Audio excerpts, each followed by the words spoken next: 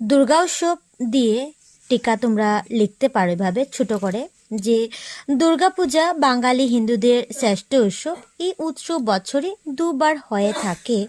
শরৎকালের পূজাকে বলে শারদীয়া এবং বসন্তকালের পূজাকে বলে বাসন্তী পূজা। সাধারণত মাটি দিয়ে প্রতিমা গড়ায় পূজা হয়ে থাকে। আশ্বিন মাসের সপ্তমী, অষ্টমী ও নবমী তিথিতে দুর্গাপূজা অনুষ্ঠিত হয়।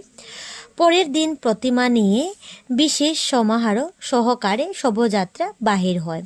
তারপর কোনো নদী বা বিলে প্রতিমা বিসর্জন হয়। ইহার নাম বিজয়া দশমী। এই কয়েকটি দিন বাঙালি হিন্দুদের কাছে বড় অপূর্ব দিন। ধনী দরিদ্র উঁচু নিচু ভেদাভেদ ভুলে প্রত্যেকেই একসাথে আনন্দ উপভোগ করে, একে অন্যের সঙ্গে কুলাকুলি করে এবং গুরুজনদের প্রণাম করে। পুজোর সময় স্কুল, অফিস, আদালত সব 3 দিন বন্ধ থাকে। এই সময় প্রত্যেকেই নতুন কাপড় পরে উৎসবে সামিল হয়।